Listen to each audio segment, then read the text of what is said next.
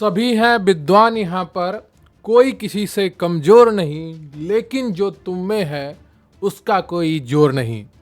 नमस्कार, जय हिंद दोस्तों, स्वागत है आपका आपके अपने YouTube channel quick revision classes पर।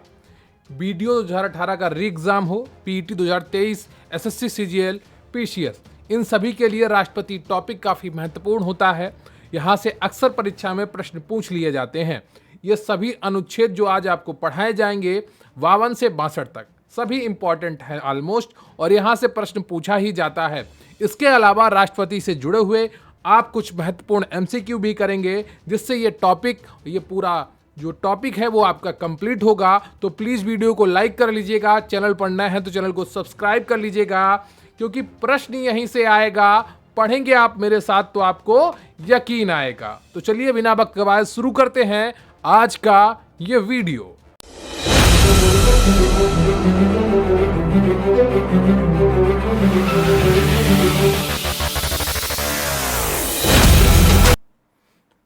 तो सबसे पहले हम पढ़ेंगे अनुच्छेद के बारे में, उसके बाद हम करेंगे टॉपिक को पूरा, उससे जुड़े हुए एमसीक्यू को पूरा। तो सबसे पहला अनुच्छेद है हमारा अनुच्छेद 52। तो भारत का एक राष्ट्रपति होगा। अनुच्छेद 52 में लिखा है कि भारत का एक राष्ट्रपति होगा। क्लियर आपको? अनुच्छेद 53 में क्या लिखा है? कार्यपालिका की शक्ति के बारे में लिखा है। क्या? अनुच्छेद 53 में लिखा है कि कार्यपालिका की शक्ति, संघ की समस्त कार्यपालिका शक्ति राष्ट्रपति में निहित होगी। बस यही लाइन आपको याद रखनी है कि संघ की जो संघ है, भारत जो राज्यों का संघ है, यूनियन, जो अनुच्छेद 1 में लिखा है इंडिया दैट इज भारत, है ना, तो वही संघ की समस्त कार्यपालिका की शक्ति राष्ट्रपति में निहित होगी, जिसका प्रयोग वे स्वयं या अपने अधीनस्थों के माध्यम से करेंगे। राष्ट्रपति स्वयं भी उनका प्रयोग कर सकता है या अधीनस्थ यानी कि जो मंत्रिमंडल है उनके माध्यम से करेंगे। राष्ट्रपति भारत का प्रथम नागरिक है, वह देश का प्रमुख है तथा देश की एकता व अखंडता का प्रतीक है। यह सब क्या है? अनुच्छेद 53 के अनुसार कि संघ की समस्त कार्यपालिका की शक्ति राष्ट्रपति में निहित होगी। बस यही लाइन आपको मुख्य रूप से याद रखनी है। क्लियर आपको? बाकी ज्यादा याद रखने की आवश्यकता नहीं है। याद रखना है तो जिसका प्रयोग वे स्वयं या अपने अधीनस्थों के माध्यम से करेंगे, इतनी चीजें आप याद रखेंगे। क्लियर आपको? अब बात करते हैं हम अनुच्छेद 54 की। इसमें क्या है? इसमें है राष्ट्रपति का निर्वाचक मंडल। क्लियर आपको? अनुच्छेद 54 में क्या है? राष्ट्रपति का निर्वाचक मंडल है। तो राष्ट्रपति का चयन एक निर्वाचक मंडल द्वारा किया जाता है। उसमें संसद के दोनों सदनों के निर्वाचित सदस्य एवं राज्यों की विधानसभाओं एवं साथ ही राष्ट्रीय राजधानी दिल्ली क्षेत्र तथा संघ शासित क्षेत्र पुडुचेरी के निर्वाचित सदस्य सम्मिलित होते हैं। क्लियर आपको? राष्ट्रपति का चयन एक निर्वाचक मंडल द्वारा किया जाता है। उसमें संसद के दोनों सदनों के निर्वाचित सदस्य एवं राज्यों की विधानसभाओं एवं साथ ही राष्ट्रीय राजधानी दिल्ली क्षेत्र तथा संघ शासित क्षेत्र पुडुचेरी के निर्वाचित सदस्य सम्मिलित होते हैं। क्लियर आपको? तो अनुच्छेद 54 में क्या लिखा है? राष्ट्रपति का निर्वाचक मंडल। इतनी चीजें आपको समझ लेनी है। अब बात करेंगे अनुच्छेद 55 की, यानी कि राष्ट्रपति के निर्वाचन पद्धति की। तो भारत के संविधान के अनुच्छेद 55(3) के अनुसार राष्ट्रपति, यहां पर या नहीं होगा, राष्ट्रपति, अच्छा या होगा, सॉरी, राष्ट्रपतीय है यहां पर। राष्ट्रपतीय निर्वाचन एकल संक्रमणीय मत के माध्यम से अनुपातिक प्रतिनिधित्व प्रणाली के अनुरूप किया जाएगा।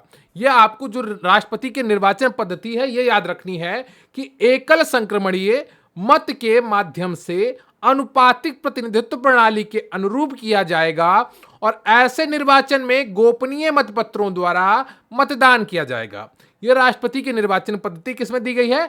55 में। और 54 में क्या दिया गया है? 54 में दिया गया है राष्ट्रपति का निर्वाचक मंडल। क्लियर है आपको? यहां पर आपको क्लियरिटी थोड़ी रखनी होगी, स्पष्टता थोड़ी रखनी होगी, जिससे चीजें आपको स्पष्ट रहें। और प्लीज वीडियो को लाइक कर लीजिएगा, चैनल पर नया है तो चैनल को सब्सक्राइब कर लीजिएगा। कभी भी लाइव क्लास मत पढ़ा करिए, वहां पर आपका बहुत ही ज्यादा समय जाया होता है, क्योंकि टीचर अधिकांश समय में कमेंट्स में ही अपना समय जाया करते हैं। वो कमेंट्स पढ़ते रहते हैं जिनका आपसे कोई लेना देना नहीं होता है। तो रिकॉर्डेड वीडियो देखा करिए, जिसमें आपको कम समय में ज्यादा चीजें पढ़ाई जाएं। क्लियर आपको? ये छोटी सी वीडियो में आप काफी कुछ पढ़ रहे होंगे और आप यहां से काफी कुछ लेकर जाएंगे। अनुच्छेद 56 की बात करते हैं तो इसमें राष्ट्रपति के कार्यकाल के बारे में लिखा है। ठीक है, अनुच्छेद 56 में राष्ट्रपति के कार्यकाल के बारे में लिखा है। अब राष्ट्रपति का कार्यकाल पद ग्रहण शपथ की तिथि से, जिस दिन वो शपथ लेता है उस दिन पद ग्रहण माना जाएगा, 5 वर्ष होता है। इस कार्यकाल के भीतर ही नए राष्ट्रपति का चुनाव करना आवश्यक है, कि इस कार्यकाल के भीतर ही नए राष्ट्रपति का चुनाव करना होगा। कोई व्यक्ति चाहे कितने बार भी भारत का राष्ट्रपति बन सकता है। ठीक है, कोई समय सीमा नहीं है। ठीक है, तो कार्यकाल राष्ट्रपति का जो चुनाव होगा वो कार्यकाल पूरा होने से पहले ही हो जाता है। सामान्यतः जिस दिन राष्ट्रपति का कार्यकाल पूरा होता है उसी दिन नए राष्ट्रपति को शपथ दिलाई जाती है। क्लियर आपको? तो राष्ट्रपति का कार्यकाल 5 वर्ष होता है। जिस दिन शपथ ग्रहण करता है राष्ट्रपति उसी दिन से उसकी गणना की जाती है। अब बात करेंगे पुनर्निर्वाचन के लिए पात्रता। अनुच्छेद 57, कोई व्यक्ति जो राष्ट्रपति के रूप में पद धारण करता है या कर चुका है, इस संविधान के अनुबंधों के अधीन रहते हुए उस पद के लिए पुनर्निर्वाचन के पात्र होगा। जो राष्ट्रपति की योग्यता होती है, पात्रता होती है, जिसको अभी मैं आपको बताऊंगा, अगर वो धारण करता है एक बार राष्ट्रपति बनने के बाद, 2 बार राष्ट्रपति बनने के बाद, फिर भी वो चाहे जितने बार पुनर्निर्वाचित हो सकता है। यानी कि पुनर्निर्वाचन पर कोई रोक नहीं है भारत में, अमेरिका में है। क्लियर आपको? अमेरिका में है। ये चीजें आपको ध्यान रखनी होगी। अनुच्छेद 57 में पुनर्निर्वाचन, क्या पुनर्निर्वाचन किसमें दिया गया है? राष्ट्रपति का पुनर्निर्वाचन अनुच्छेद 57 में दिया गया है। क्लियर आपको? तो ये चीजें आपको बिल्कुल ध्यान रखनी होगी। अब बात करते हैं अनुच्छेद 58 की, जिसमें राष्ट्रपति पद के लिए योग्यता या पात्रता का जिक्र किया गया है। अब इसमें बताया गया है पहली पात्रता क्या है कि भारत का नागरिक हो, 35 वर्ष की आयु पूर्ण कर चुका हो। न्यूनतम आयु 35 वर्ष होती है राष्ट्रपति पद की, अधिकतम की कोई सीमा नहीं है, न्यूनतम 35 वर्ष होनी चाहिए। लोकसभा के सदस्य बनने की योग्यता हो। क्या?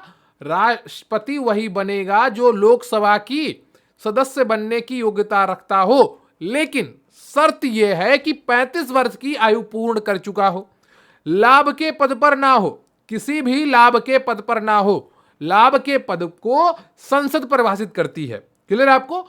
50 अनुमोदक एवं 50 प्रस्तावक निर्वाचक होने चाहिए।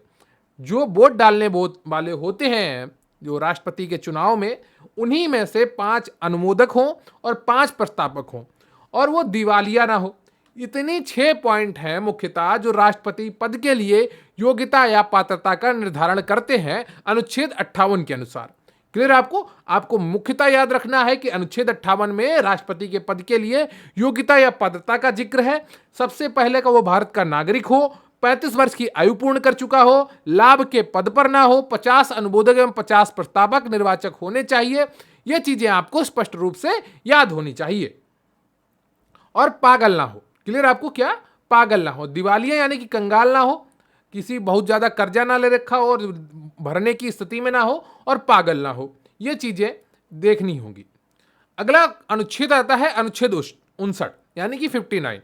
यह भी राष्ट्रपति से जुड़ा हुआ अनुच्छेद है और इसमें क्या कहा गया है उसके बारे में बात करेंगे। राष्ट्रपति पद के लिए शर्तें कौन सी होती हैं, अब यहां पर हम बात करने जा रहे हैं। राष्ट्रपति संसद के किसी सदन का या किसी राज्य के विधानमंडल के किसी सदन का सदस्य नहीं होगा। राष्ट्रपति अन्य कोई लाभ का पद धारण नहीं करेगा। क्लियर आपको? कि राष्ट्रपति ना तो किसी संसद के सदन का सदस्य होगा, जैसे राज्यसभा और लोकसभा 2 सदन होते हैं, उनमें से किसी का सदस्य नहीं होगा, और ना ही विधानमंडल के किसी सदन का सदस्य होगा। जैसे कुछ राज्यों में विधान परिषद भी है। कितने राज्यों में विधान परिषद है, ये आज का आपका प्रश्न है। कमेंट करके जरूर बताइएगा कि कितने राज्यों में विधान परिषद है। क्लियर आपको? विधानमंडल या तो विधानसभा होती है, विधानसभा और विधान परिषद 2 राज्यों में 2 चीजें होती हैं राज्यों में। क्लियर आपको? उनमें से भी किसी का सदस्य नहीं होना चाहिए राष्ट्रपति। क्लियर आपको? राष्ट्रपति अन्य कोई लाभ का पद धारण नहीं करेगा। राष्ट्रपति की उपलब्धियां और भत्ते उसकी पदावधि के दौरान कम नहीं किए जाएंगे। कि जिस वेतन पर वो और भत्तों पर उसको नियुक्ति मिली है, उसको शपथ ग्रहण मिला है, वही अंत तक बना रहेगा। उसको बढ़ाया जा सकता है लेकिन घटाया नहीं जा सकता है। क्लियर आपको? राष्ट्रपति के चुनाव के लिए प्रत्येक उम्मीदवार के पास 50 अनुमोदक एवं 50 प्रस्तावक निर्वाचक होने चाहिए तथा उसे 15,000 रुपए जमानत राशि, 15,000 रुपए जमानत राशि, ये कई बार प्रश्न पूछा गया है कि राष्ट्रपति की जमानत राशि कितनी होती है, तो 15,000 रुपए होती है। आरबीआई के खाते में जमा करनी होती है। कोई भी उम्मीदवार मतदान का 1/6 मत नहीं प्राप्त करता है तो यह जमानत राशि जब्त कर ली जाती है। क्या? अगर कोई उम्मीदवार मतदान का 1/6 मत प्राप्त नहीं कर पाता है तो यह जमानत राशि जब्त कर ली जाती है। क्लियर आपको? तो अनुच्छेद 59 में जो राष्ट्रपति पद के लिए शर्तें लिखी गई थी ये सभी थी। क्लियर आपको? अब बात करते हैं अनुच्छेद 60 के बारे में। अनुच्छेद 60 क्या कहता है? राष्ट्रपति द्वारा शपथ। क्या? अनुच्छेद 60 में क्या जिक्र है? राष्ट्रपति द्वारा ली जाने वाली शपथ का जिक्र है। प्रत्येक राष्ट्रपति और प्रत्येक व्यक्ति जो राष्ट्रपति के रूप में कार्य कर रहा है या उसके कृत्यों का निर्वहन कर रहा है, अपना पद ग्रहण करने से पहले भारत के मुख्य न्यायमूर्ति या उसकी अनुपस्थिति में उच्चतम न्यायालय के उपलब्ध ज्येष्ठतम न्यायाधीश के समक्ष शपथ लेगा या प्रतिज्ञान करेगा और उस पर अपने हस्ताक्षर करेगा। अब इसको आप ऐसे समझिए, देखिए कोई राष्ट्रपति बना है व्यक्ति, कभी कभी क्या होता है कार्यवाहक राष्ट्रपति भी बनाए जाते हैं या राष्ट्रपति की अनुपस्थिति में ये मृत्यु, आकस्मिक मृत्यु में उपराष्ट्रपति को राष्ट्रपति का कार्य करना होता है। क्लियर है आपको? तो कार्यवाहक राष्ट्रपति भी बनते हैं, तो उनके कृत्यों का निर्वहन कर रहा है अपना, तो ऐसे व्यक्ति को राष्ट्रपति की शपथ दिलाई जाती है, राष्ट्रपति पद की शपथ दिलाई जाती है। शपथ कौन दिलाता है? जो भारत का उच्चतम न्यायालय है, जो भारत का सुप्रीम कोर्ट है, उसका जो सीजीआई है, जो चीफ जस्टिस ऑफ इंडिया या मुख्य न्यायमूर्ति है, मुख्य न्यायाधीश है सुप्रीम कोर्ट के, वो शपथ दिलाते हैं। लेकिन अगर मुख्य न्यायाधीश उपलब्ध नहीं है तो उनकी अनुपस्थिति में जो ज्येष्ठतम न्यायाधीश है, जिसकी उम्र सबसे ज्यादा है ना, उसको शपथ दिलाने का दायित्व सौंपा जाता है। तो शपथ कौन दिलाता है राष्ट्रपति को? भारत के उच्चतम न्यायालय का मुख्य न्यायाधीश या उसकी अनुपस्थिति में जो ज्येष्ठतम न्यायाधीश है वो दिलाता है। तो राष्ट्रपति द्वारा शपथ अनुच्छेद 60 के तहत कराई जाती है। क्लियर आपको? तो ये चीजें आपको ध्यान में रखनी होंगी और बिल्कुल स्पष्ट रूप से तैयारी करते रहना होगा। अब बात करते हैं अनुच्छेद 61 की, महाभियोग की। प्लीज वीडियो को लाइक कर लीजिएगा, चैनल पर नए हैं तो चैनल को सब्सक्राइब कर लीजिएगा। राष्ट्रपति को पद से हटाने की प्रक्रिया इस अनुच्छेद में वर्णित है, जिसे महाभियोग कहा जाता है। यह प्रक्रिया अमेरिका के संविधान से प्रेरित है। क्लियर आपको? अनुच्छेद 61 पर मैं एक अलग से वीडियो बनाऊंगा जो महाभियोग की पूरी जानकारी देगा, लेकिन अभी आप शॉर्ट में समझ लीजिए कि राष्ट्रपति को पद से हटाने की प्रक्रिया इस अनुच्छेद में वर्णित है, जिसे महाभियोग कहा जाता है। यह प्रक्रिया अमेरिका के संविधान से प्रेरित है। अब बात करते हैं अनुच्छेद 62 की, जिसमें राष्ट्रपति का पद रिक्त होने की बात कही गई है। तो पहले वीडियो को लाइक कर लीजिए, चैनल पर नए हैं तो चैनल को सब्सक्राइब कर लीजिए। अब अनुच्छेद 62 में राष्ट्रपति का पद किन स्थितियों में रिक्त हो सकता है? कार्यकाल की समाप्ति पर रिक्त हो सकता है, मृत्यु हो जाने पर रिक्त हो सकता है, त्यागपत्र देने पर रिक्त होता है, महाभियोग के द्वारा पदच्युत होने पर रिक्त होता है, योग्यता साबित होने पर रिक्त होता है, असमर्थता की स्थिति में रिक्त होता है। कार्यकाल की समाप्ति के अलावा अन्य स्थितियों में उपराष्ट्रपति कार्यवाहक राष्ट्रपति के रूप में कार्य करते हैं तथा इस दौरान उन्हें राष्ट्रपति को प्राप्त शक्तियां, विशेषाधिकार, वेतन तथा सुविधाएं मिलती हैं, परंतु अधिकतम 6 माह के अंतर्गत नया चुनाव कराना आवश्यक है। क्लियर आपको? तो 6 माह के अंदर चुनाव करना आवश्यक है अगर राष्ट्रपति का पद रिक्त है। ये चीजें आपको स्पष्ट रूप से याद होनी चाहिए। और जो त्याग पत्र है राष्ट्रपति अपना किसको देता है? उपराष्ट्रपति को देते हैं। ये चीजें भी आपको ध्यान रखनी होंगी कि जो राष्ट्रपति होते हैं भारत के, वो अपना त्याग पत्र उपराष्ट्रपति को देते हैं। क्लियर आपको? तो पूरा फोकस बनाकर रखिए और एक एक चीज को समझिए। तो ये रहा आपका पूरा राष्ट्रपति का टॉपिक। 52 से 62 तक के जितने भी महत्वपूर्ण अनुच्छेद थे सबके बारे में डिटेल से आपको समझा दिया गया है। अब हम पढ़ने वाले हैं राष्ट्रपति से जुड़े हुए एमसीक्यूज। तो उम्मीद करता हूं आप सभी लोगों ने पूरी ईमानदारी के साथ पिछला टॉपिक जो राष्ट्रपति के अनुच्छेद थे बहुत ही ईमानदारी के साथ पढ़ा होगा और अभी ईमानदारी से सभी प्रश्नों को हल करेंगे, सभी का एमसीक्यू का उत्तर देंगे। तो प्लीज वीडियो को लाइक कर लीजिएगा, चैनल पर नए हैं तो चैनल को सब्सक्राइब कर लीजिएगा। आपका पहला प्रश्न है कि भारत के राष्ट्रपति की तुलना निम्नलिखित में से किससे करना सर्वाधिक उचित है? बहुत ही महत्वपूर्ण प्रश्न है और कई बार परीक्षाओं में पूछा जा चुका है। तो पहला ऑप्शन है आपका अमेरिका के राष्ट्रपति से, दूसरा है फ्रांस के राष्ट्रपति से, तीसरा है ब्रिटेन के सम्राट से और चौथा है आपका श्रीलंका के राष्ट्रपति से। बताइएगा, भारत के राष्ट्रपति की तुलना निम्नलिखित में से किससे करना सर्वाधिक उचित है? ABCD में आपका कौन सा ऑप्शन सही हो जाएगा? तो यहां पर देखिए, सही उत्तर हो जाएगा सी, ब्रिटेन के सम्राट से। राष्ट्रपति हो या ब्रिटेन के सम्राट हो, यह स्वयं से निर्णय लेने में समर्थ नहीं है। जो इनसे कैबिनेट कहती है वही इनको निर्णय लेने पड़ता है, वही इनको करना पड़ता है। क्लियर? आपको सामान्य भाषा में आप इसको ऐसे समझ लीजिए, ब्रिटेन के सम्राट से भारत के राष्ट्रपति की तुलना की जा सकती है। अब बात करेंगे अगले प्रश्न की। भारत में कार्यपालिका का अध्यक्ष कौन होता है? राष्ट्रपति होता है, प्रधानमंत्री होता है, विरोधी दल का नेता होता है, भारत सरकार का मुख्य सचिव होता है? बताइएगा, भारत में कार्यपालिका का अध्यक्ष कौन होता है या कार्यपालिका की शक्ति किसमें निहित होती है? अभी मैंने आपको कराया था अनुच्छेद इसका, तो उम्मीद करता हूं आप सभी लोग बहुत ही ईमानदारी से उत्तर दे रहे होंगे कि भारत में कार्यपालिका का अध्यक्ष कौन होता है, और अगर आप अनुच्छेद के साथ उत्तर लिखेंगे तो मुझे बहुत ही अच्छा लगेगा। तो भारत में कार्यपालिका का अध्यक्ष राष्ट्रपति होता है। क्लियर आपको? अब बात करते हैं हम अगले प्रश्न की।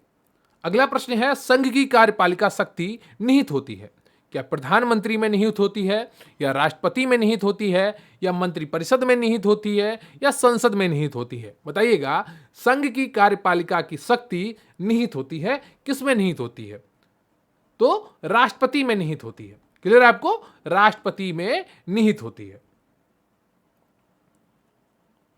अगला प्रश्न है आपका, भारत का राष्ट्रपति राज्य का प्रधान है, राज्य का प्रधान नहीं है, केवल सरकार का प्रधान है, राज्य और सरकार दोनों का प्रधान है? बताइएगा, भारत का राष्ट्रपति राज्य का प्रधान है, या राज्य का प्रधान नहीं है, या केवल सरकार का प्रधान है, या राज्य और सरकार दोनों का प्रधान है? कौन सा ऑप्शन आपका सही हो सकता है? जल्दी से बताइएगा। तो इसका सही उत्तर हो जाएगा आपका ए ऑप्शन, राज्य का प्रधान है। देखिए, राज्य और सरकार दोनों का प्रधान नहीं हो सकता है। आप में से कई लोगों को लग रहा होगा कि राज्य और सरकार दोनों का प्रधान होता है, लेकिन सरकार का प्रधान होता है सरकार का प्रधानमंत्री। क्लियर आपको? तो यहां पर आपको स्पष्ट होनी चाहिए कुछ चीजें। अब देखेंगे अगला प्रश्न। भारतीय संविधान के अनुसार देश का प्रथम नागरिक कौन होता है? राष्ट्रपति होता है, लोकसभा अध्यक्ष होता है, उपराष्ट्रपति होता है, प्रधानमंत्री होता है? बहुत ही आसान उत्तर है, कई बार आप कर चुके होंगे, इसलिए मैं ज्यादा समय जाया नहीं करूंगा, सीधे आपको उत्तर बता रहा हूं। राष्ट्रपति होता है भारत का प्रथम नागरिक। क्लियर आपको? अगला प्रश्न है आपका, भारतीय संविधान के अनुसार संघ की कार्यपालिका की शक्तियां किसमें निहित होती हैं? प्रधानमंत्री में, राष्ट्रपति में, संसद में, या मंत्रिपरिषद में? बताइएगा, भारतीय संविधान के अनुसार संघ की कार्यपालिका की शक्तियां किसमें निहित होती हैं? तो राष्ट्रपति में निहित होती हैं। क्लियर आपको? एक एक चीज बिल्कुल आपको स्पष्ट हो जाएगी अगर आप सारे MCQ करेंगे पूरा टॉपिक पढ़ने के बाद, तो आपको कहीं पर भी भटकने की आवश्यकता नहीं पड़ेगी। अगला प्रश्न है आपका, भारतीय संविधान के अनुसार देश की तीनों सेनाओं का अध्यक्ष सुप्रीम कमांडर कौन होता है? भारतीय संविधान के अनुसार देश की तीनों सेनाओं का अध्यक्ष या सुप्रीम कमांडर कौन होता है? तो इसका सही उत्तर क्या होगा? राष्ट्रपति, उपराष्ट्रपति, थल सेना अध्यक्ष या फील्ड मार्शल?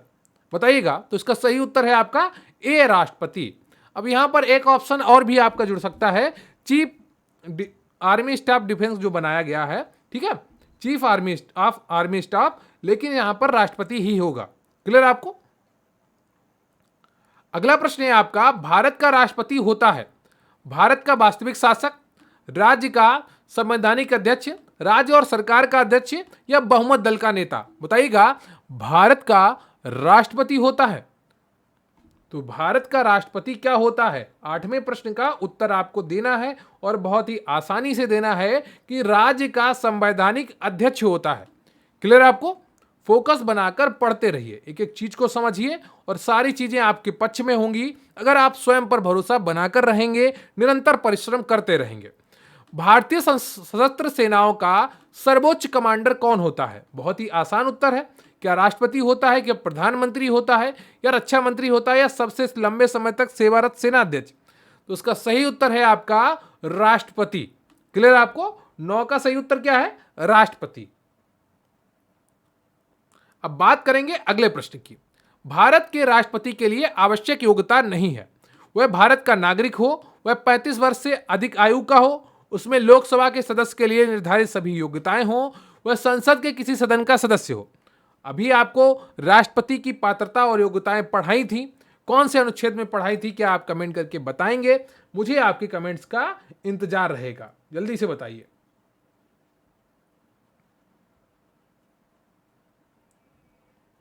इसका सही उत्तर क्या होगा? 10वीं का जो सही उत्तर है आपका डी है। वह संसद के किसी सदन का सदस्य हो, ऐसा बिल्कुल भी जरूरी नहीं है, बिल्कुल होना ही नहीं चाहिए।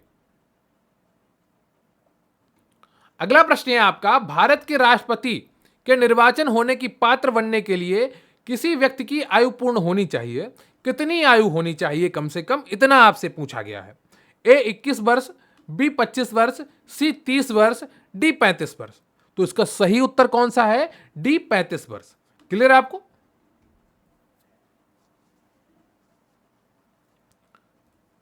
अगला प्रश्न है आपका, राष्ट्रपति पद के उम्मीदवार के लिए अधिकतम आयु कितनी होनी चाहिए?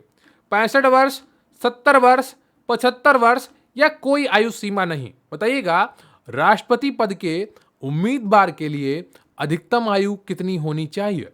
12वें का कौन सा प्रश्न है, यह आपको बताना है। इसका सही उत्तर है आपका कोई आयु सीमा नहीं है। क्लियर आपको? अगला प्रश्न है आपका, एक व्यक्ति राष्ट्रपति पद के लिए अधिकतम कितनी बार निर्वाचित हो सकता है? 2 बार, 3 बार, 4 बार, कोई सीमा नहीं। बिल्कुल सही उत्तर है आपका डी, कोई सीमा नहीं होती है इसकी। अगला प्रश्न है आपका, राष्ट्रपति का निर्वाचन किस प्रकार से होता है? प्रत्यक्ष रूप से, अप्रत्यक्ष रूप से, मनोनयन द्वारा, कोई स्पष्ट प्रावधान नहीं है। बताइएगा, राष्ट्रपति का निर्वाचन किस प्रकार से होता है? देखिए, प्रत्यक्ष रूप से सांसद को चुनते हैं आप, विधायक को चुनते हैं। जहां पर आप स्वयं वोट करने जाते हैं वो प्रत्यक्ष चुनाव होता है। जहां पर जनता स्वयं वोट करती है वो प्रत्यक्ष चुनाव होता है। लेकिन जहां पर जनता के चुने हुए प्रतिनिधि वोट करते हैं वो अप्रत्यक्ष चुनाव होता है। क्या? अप्रत्यक्ष चुनाव होता है। तो 14वें का कौन सा ऑप्शन आपका सही हो जाएगा? बी। राष्ट्रपति को जनता के चुने हुए प्रतिनिधि चुनते हैं। क्लियर आपको? अगला प्रश्न है आपका, राष्ट्रपति पद के निर्वाचन हेतु कौन सी पद्धति अपनाई जाती है? सूची पद्धति, संचयी मत पद्धति, सापेक्ष बहुमत पद्धति, या समानुपातिक प्रतिनिधित्व एवं एकल संक्रमणीय मत पद्धति? बताइएगा, राष्ट्रपति पद के निर्वाचन हेतु कौन सी पद्धति अपनाई जाती है? तो 15वें का कौन सा सही उत्तर हो जाएगा आपका? डी, समानुपातिक प्रतिनिधित्व एवं एकल संक्रमणीय मत पद्धति। क्लियर आपको? अब बात करेंगे हम अगले प्रश्न की। उम्मीद करता हूं आप सभी ने वीडियो को लाइक कर लिया होगा, चैनल पर नए हैं तो चैनल को सब्सक्राइब कर लिया होगा। राष्ट्रपति पद के चुनाव संबंधी विवाद को किसे निर्देशित किया जाता है? संसदीय समिति को, लोकसभा अध्यक्ष को, निर्वाचन आयोग को, या उच्चतम न्यायालय को? जो राष्ट्रपति पद के चुनाव संबंधित विवाद होते हैं उसे कौन निर्देशित करता है या किसे निर्देशित किया जाता है? इसका सही उत्तर क्या हो जाएगा? इसका सही उत्तर है आपका डी ऑप्शन, उच्चतम न्यायालय। क्लियर आपको? फोकस बनाए रखिए, निरंतरता बनाए रखिए और निश्चित रूप से सफलता फिर आपके कदम चूमेगी और आप जमकर झूमेंगे। अगला प्रश्न है आपका, राष्ट्रपति के चुनाव के लिए प्रस्तावक एवं अनुमोदक की कम से कम कितनी संख्या होनी चाहिए? 10-10, 20-20, 50-50, या 100-100? आपको यह प्रश्न अभी कराया गया था, अनुच्छेद में पढ़ाया गया था। तो उसका सही उत्तर हो जाएगा आपका सी, 50-50। अगला प्रश्न है आपका, भारत का राष्ट्रपति निर्वाचित होने के लिए निम्नलिखित में से कौन सी बात अयोग्यता मानी जाएगी? भारत का नागरिक हो, 35 वर्ष की आयु पूर्ण कर चुका हो, लोकसभा का सदस्य निर्वाचित होने के लिए अहिर्थ हो, या कोई लाभ का पद ग्रहण किया हो। तो इसमें बहुत ही आसानी से आप उत्तर समझ पा रहे होंगे कि उत्तर यहां पर डी हो जाएगा। राष्ट्रपति की जो पद की अर्हता है, जो योग्यता है, जो पात्रता है, उसमें राष्ट्रपति के लिए चुना जाने वाला शख्स लाभ का कोई भी पद धारण नहीं करना होना चाहिए। अगला प्रश्न है आपका, भारत में राष्ट्रपति का चुनाव किया जाता है प्रत्यक्ष निर्वाचन द्वारा, एकल हस्तांतरित मत पद्धति द्वारा, अनुपातिक मत प्रणाली द्वारा, खुला बैलेट प्रणाली द्वारा। बताइएगा, भारत में राष्ट्रपति का चुनाव किया जाता है तो इसका सही उत्तर क्या हो जाएगा, जल्दी से बताइएगा। तो 19 का जो सही उत्तर है आपका वो है बी ऑप्शन, एकल हस्तांतरित मत पद्धति द्वारा। क्लियर है आपको? अगला प्रश्न है आपका, राष्ट्रपति पद का चुनाव संचालित किया जाता है क्या लोकसभा अध्यक्ष द्वारा, या प्रधानमंत्री द्वारा, या निर्वाचन आयोग द्वारा, या संसदीय मामलों के मंत्री द्वारा। तो राष्ट्रपति का पद का चुनाव कौन संचालित करता है? निर्वाचन आयोग करता है। जो भारत निर्वाचन आयोग है वो इसका पद संचालित करता है। क्लियर आपको? तो चीजें आपको क्लियर हो गई होंगी, एक एक चीज आपको समझ में आ गई होगी। इसके अलावा जो भी प्रश्न बनेंगे वो भी आपको कराए जाएंगे।